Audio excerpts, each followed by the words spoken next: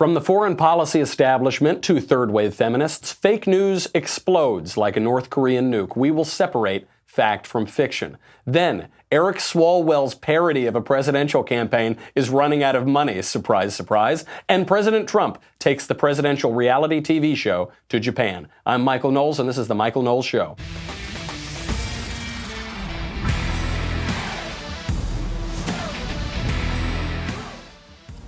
The greatest radio interview that has ever been conducted in the history of the world took place at the end of last week. This is with the feminist author Naomi Wolf promoting her new book on BBC Three Radio. And during this interview, feminism collapsed entirely. It's so great. We will listen to the clip.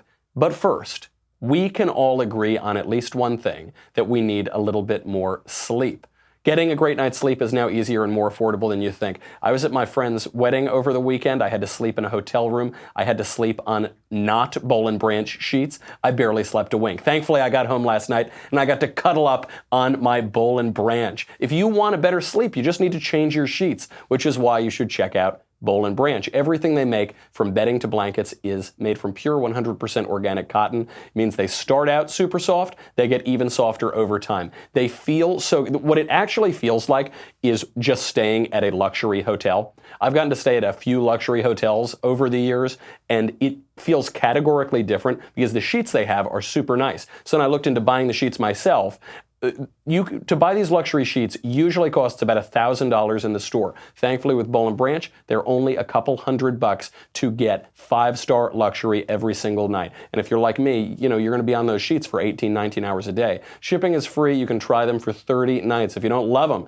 send them back for a refund, but you won't want to send them back. I'm telling you, I now give these out as gifts, wedding gifts, housewarming gifts. They're so great. No risk, no reason not to try. To get started right now, you are going to get $50 off your first set of sheets at bollandbranch.com, promo code Michael, M-I-C-H-A-E-L. Make sure you spell it right if you want $50 off. Go to bollandbranch.com, $50 off your first set of sheets. B-O-L-L-N branch.com, promo code Michael, M-I-C-H-A-E-L. bollandbranch.com, promo code Michael. Even better, after I got my lovely sleep on my Boll and Branch sheets, I wake up and I get to play this interview with Naomi Wolf. For those of you who don't know Naomi Wolf, she is possibly the leading feminist author in the world, and she has been a preeminent feminist for at least 2 decades now. She was an advisor to Bill Clinton. So when Bill Clinton had all of his girl troubles in the 90s, he brought in Naomi Wolf to shore up support among women. Al Gore hired her to support his campaign in 2000. She literally helped to launch the third wave of feminism with her book, The Beauty Myth. She's just been a major figure, and she collapsed on the radio the other day. I have to say, a lot of conservatives were really spiking the football on this and were just so happy because they hate Naomi Wolf.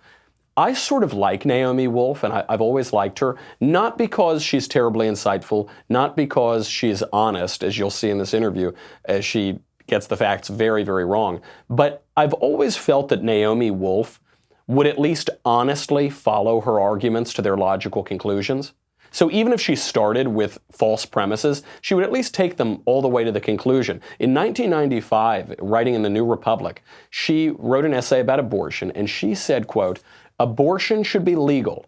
It is sometimes even necessary. Sometimes the mother must be able to decide that the fetus, in its full humanity, must die." This shocked, obviously, the pro-life movement, and it shocked abortion supporters as well.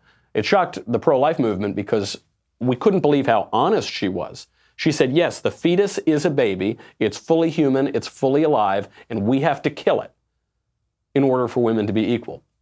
It's an appalling statement, but it's honest. The pro-abortion movement was horrified by this because they're basically saying, don't be so honest.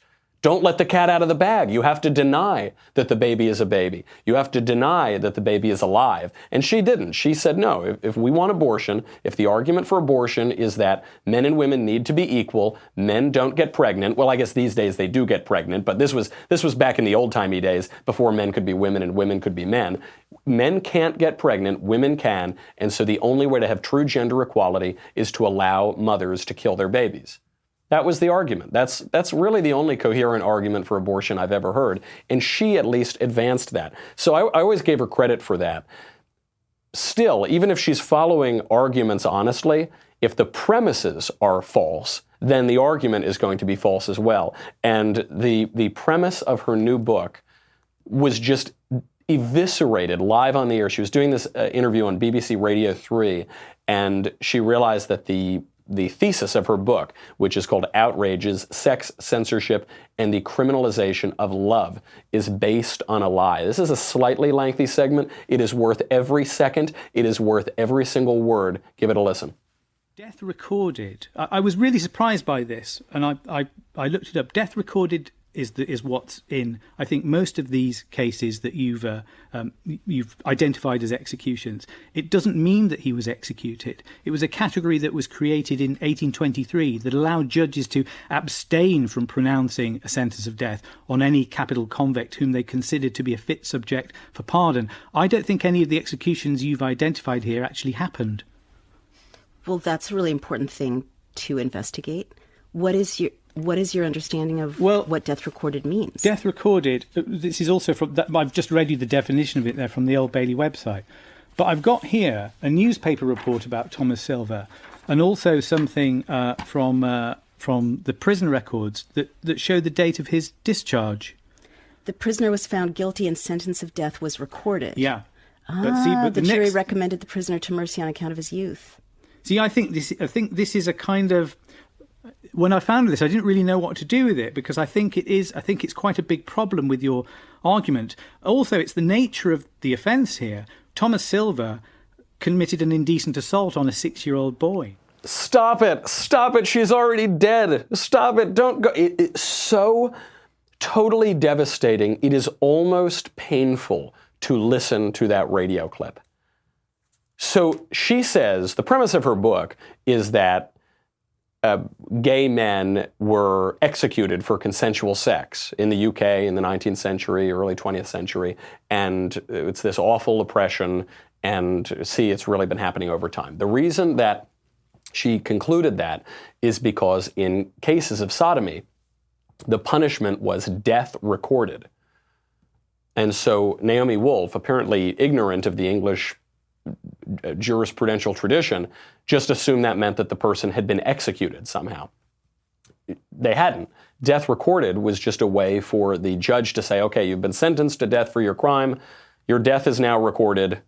You're okay, you get out of jail. It was a way to give leniency to people. And also, so obviously this is an egregious error. If you're going to write a book with the premise that gay men were executed in the United Kingdom, you need to know what these terms mean. You need to be able to prove that point. But okay, I mean, maybe some of us, also ignorant of English jurisprudence, maybe we would have fallen for that too. Then he goes on with a knockout punch at the end. He says, also, it's not that these were cases of consensual sex between adult gay men. This guy that you're talking about raped a 6-year-old boy. And then he goes on and points out in so many of the other cases she's observing, where you're talking about not just statutory rape, you're talking about forcible rape between adults. None of these cases appear to have been consensual, at least the ones that this interviewer looked into. And what does Naomi Wolf get to say? She can say, oh, well, yes, I suppose we should look into that. What does this word mean? I mean, it just totally collapses. The problem with feminism is not that feminists are bad people. The problem with feminism is not that their arguments necessarily go completely off the rails. The problem with feminism is that it's based on lies, such as this. The problem with gender theory is it's based on lies, such as this. I mean, just demonstrable historical untruths. And so what do? They have to rewrite the past. I mean, you hear this, even third-wave feminists now will say that until 1965, women were brutally, horribly oppressed in this country. This is one of the claims, right? Before second-wave feminism, women were horribly oppressed. Everything was terrible. Then with the rise of second-wave feminism, women's station in life gradually increased. They got more political rights, more opportunities in the workplace, more social privileges, and therefore now everything's great. The problem with that narrative that women had it terrible before the 60s and now it's really great is that study after study shows women have become less happy, specifically since that time. Specifically, since the rise of second-wave feminism, women have become less happy in both absolute terms and in relative terms, relative to men's happiness, based on lies. These gender theory ideas that come around are based on the lie that men can be women and women can be men. And so they make arguments from those premises of which bathrooms you should use, what hormones you should inject, what clothing you should wear. The arguments, I suppose, sort of make sense, except they're based on a lie. And so what Naomi Wolf is demonstrating here, and what a lot of these radicals do, is they have to change the past. They have to erase the past. They have to say that gay men were executed for consensual sex as a widespread epidemic in the United Kingdom in the past. It didn't happen. We can look into the historical record and show that it didn't. But by controlling the past, you control the future. By erasing the past, you control the future. That's why the radical left wants to tear down monuments, rename buildings, rename memorials. By controlling the past, you control the future. This is why Oliver Stone makes a movie about the assassination of JFK, in which JFK is not killed by a communist, as actually happened, and as we know happened, but he's killed by a bunch of Republicans, or the military-industrial complex, or the CIA, or whatever. This is why Adam McKay needs to make a movie about Dick Cheney, in which Dick Cheney does a number of awful things that we know for a fact he didn't do. In Adam McKay's movie, in Vice, Dick Cheney leaks the identity of this CIA operative, Valerie Plame. We know that didn't happen. We know who leaked her identity. We know it was Richard Armitage. But it doesn't matter. By controlling the past, by rewriting the past, you get to control the future. And this is happening in feminism as well. So what on earth can Naomi Wolf do now? The thesis of her book, proven incorrect on air, we'll see which way she can take it, because this is the question that fake news has to deal with everywhere. But first, Ring's mission is to make neighborhoods safer. So you probably already know about their smart video doorbells and cameras that protect millions of people everywhere, including myself. Ring helps you stay connected to your home anywhere in the world. So if there is a package delivery or surprise visitor, you will get an alert. You'll be able to see, hear, and speak to them all from your phone. Now, I suppose the really good thing about Ring is that it keeps you safe. You can be at your office, you can be in your bedroom, you can be on a beach somewhere, and if someone comes up to your door, you can talk to them. It's uploaded to the cloud, so even if the robber steals your Ring doorbell, you can still have the video and try to go get him. This happened to our senior producer the other night. At 3 a.m., a couple of druggy weirdos showed up at his house trying to see if anyone's home. He talked to them through his Ring doorbell. They scampered away. So that's, I guess, the really good aspect of Ring. The thing I like about it is it makes me feel like I'm living in the future. It makes me feel like I'm in the Jetsons or something. I mean, it's just unbelievable technology that makes you feel safer. It's very convenient. It's super cool. And it's available at an extraordinarily reasonable, inexpensive price. As a listener, you have a special offer right now on a Ring starter kit with a video doorbell and motion-activated floodlight camera. The starter kit has everything you need to build a ring of security around your home. Go to ring.com/Knowles, Knowles. That is ring.com/Knowles. Do it now. Get a great deal. So what can Naomi Wolf do now? Her book falls apart live on the air. She handled this as best as she could. She came out and she said, "Oh, I'll have to look into that." Or, "Oh, yes, okay, this merits further investigation." So what can she do? She can either double down. She can go back. Obviously, they're going to have to indefinitely push the release of this book. She can double down. She can find one case somewhere where consensual gay guys were killed for being gay. If she can find that, I don't even know that exists. Or more likely, she can say, okay, they weren't killed for being gay and having gay sex, but they were killed, or rather, they did suffer political consequences. They were imprisoned. They lost their jobs. That. And really, this is just as bad as capital punishment. So really, if you really think about it, actually, really, the thesis of my book is correct, and she can try to salvage this book. I mean, it would be a little pathetic, but she could try to do it. Now, the other thing she can do is admit that she was wrong. This is the hardest thing for people to do, especially political activists, especially people with a highly defined ideology.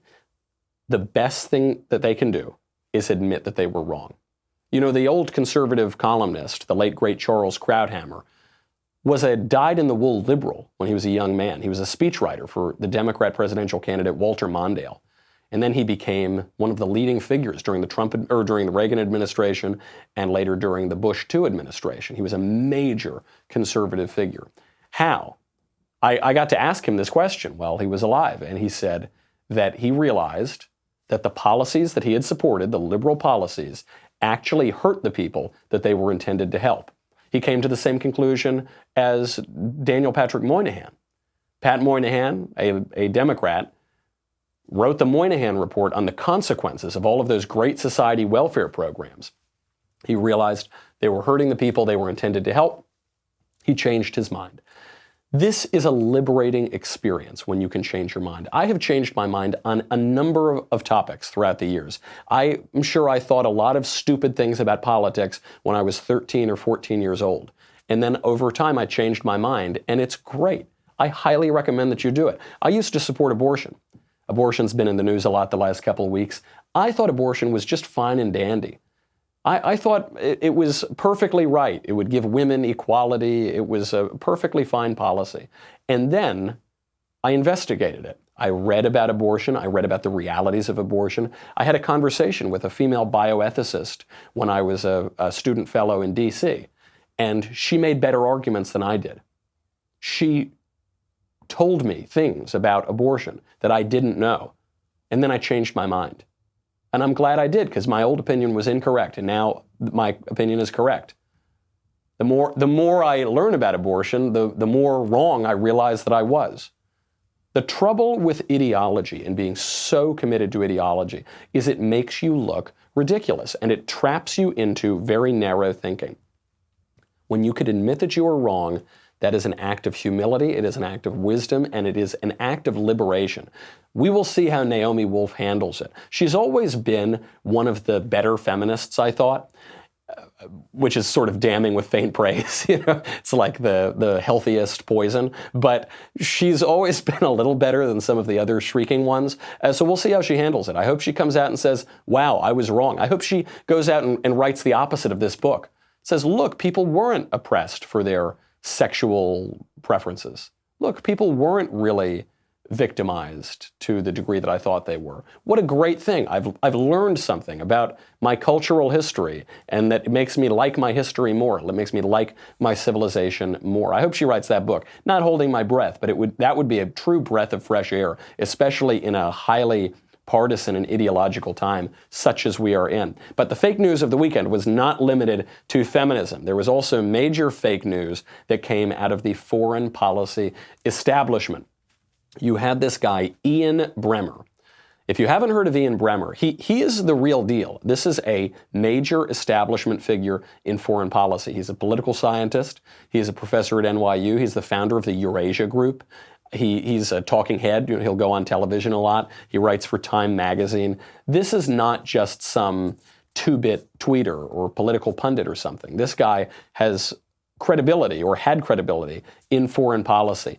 And he sent out a tweet while President Trump was in Tokyo. And this is the whole text of the tweet. Quote, President Trump in Tokyo. Kim Jong-un is smarter and would make a better president than sleepy Joe Biden. And people started retweeting this, thousands of retweets. Someone responded and said, that cannot be a real quote. And Bremmer responded to her and said, it's plausible. Okay, now, you and I know this is not plausible.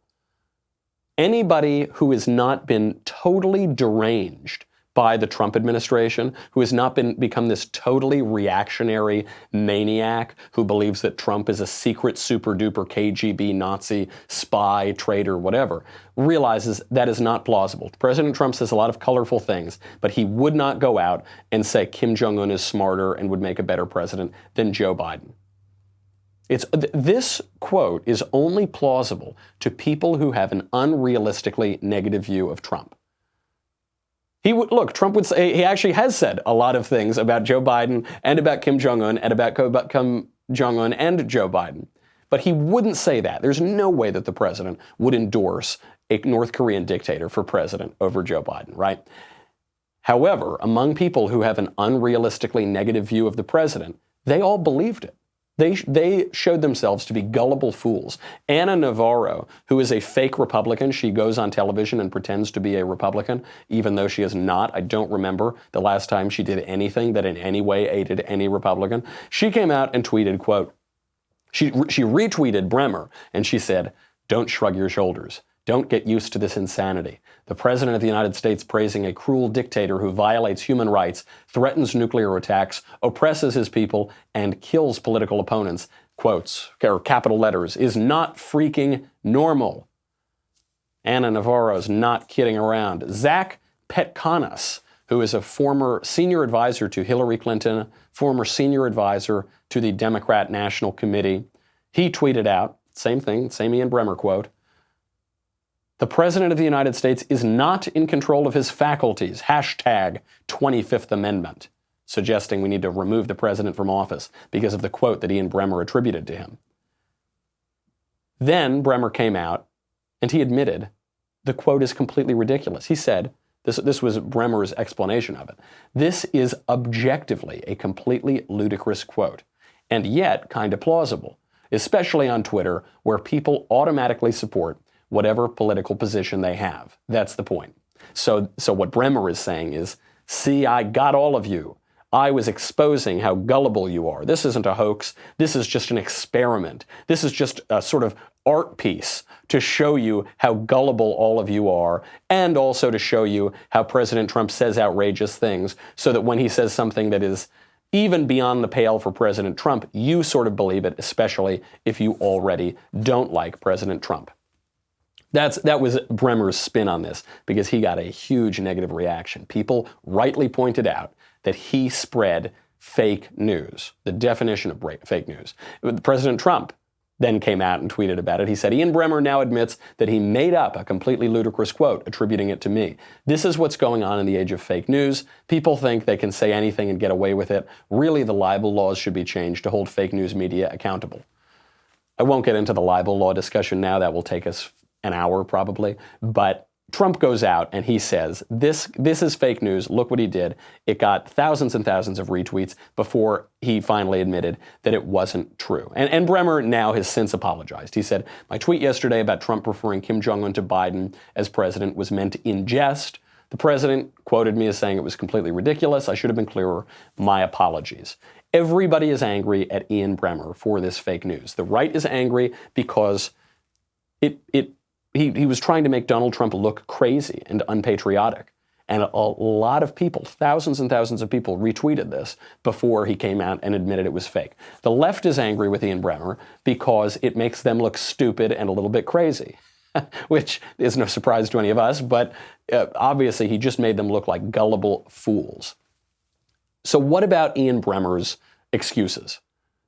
What about his excuse that he was just showing us, one, how outrageous Trump can be, two, how gullible we are all are on Twitter, three, the integrity of the news media and how the integrity has been diminished, how the credibility has been diminished, how we don't check anything anymore, how we don't fact check, how we don't look into things for ourselves. Does he have a point? Yes. Totally. He totally has a point. You should never run with something because you saw a tweet about it. You should never quote anybody. This one I see all the time on the internet. You'll see a picture of somebody and then a quote next to them. The famous version of this is a picture of Abraham Lincoln, and it says, "Don't believe everything you read just because you saw it on the internet. Abraham Lincoln." And this is obviously mocking what people do, which is they'll read a quote, they'll see it next to a person's name, and they'll just assume it's true. I investigate every single quote that I put on this show or I put in writing or that I read on the internet.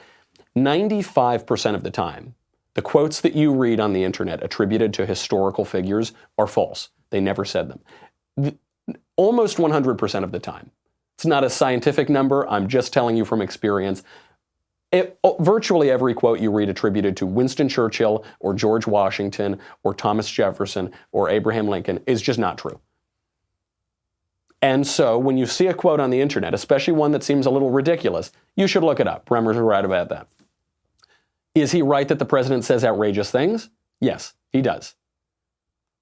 President Trump says outrageous things, and his critics, Trump's critics in particular, don't know where the line of plausibility is. Trump could go out and say, oh, Kim's a really nice guy. Or he could say, yeah, Joe Biden's an idiot. And we would all assume that that is totally plausible. It is not plausible that Donald Trump would go out and say, I think Kim Jong-un would make a great president of the United States compared to Joe Biden. That is just too ludicrous. Bremer is also right that Twitter is fundamentally performative. Twitter is not about conversation. It is not about the exchange of ideas. It is performative. It's performative in the way that a presidential debate is not about conversation or exchanging ideas. It's about scoring points and showing your audience that your opinion is correct and the other guy's opinion is wrong. That is what Twitter is for. People have Twitter audiences. Those audiences are waiting for the people they're following, and we are waiting for the people that we're following to say things and to score points and to show that the opinions that we all share are more correct than the opinions that we all oppose. People don't really fact check, particularly the left. People don't use common sense, particularly the left, because the left doesn't have a whole lot of common sense. So should Ian Bremer have posted that? Since it did have a lot of value in that tweet. And I really like it because it's hilarious to show how gullible the left is. Should he have posted it? No, he shouldn't have. We'll get to why in a second. We'll get to what President Trump actually said about Kim Jong-un and Joe Biden, which is almost as outrageous, not quite, but it's almost as outrageous, pretty funny. A lot of people are upset about it. And we'll get to Eric Swalwell, but first, got to go to dailywire.com. $10 a month, $100 for an annual membership. You get me. You get the Andrew Klavan Show. You get the Ben Shapiro Show. You get the Matt Walsh Show. You get to ask questions in the mailbag coming up on Thursday. You get to ask questions backstage coming up today. Get ready for backstage. You get Another Kingdom. You get so much stuff. You get the Leftist Tears Tumblr. Oh, that's really good. That is really good. 3 major political models are predicting that President Trump is going to win in 2020, and the New York Times had to admit it over the weekend. You're going to need the Tumblr. Look, we're pretty early in the 2020 race. You're already seeing the front runner hiding from everybody in the race. You're already seeing the New York Times admit that they might not win. Get the Tumblr or you could drown. Go to dailywire.com. We'll be right back.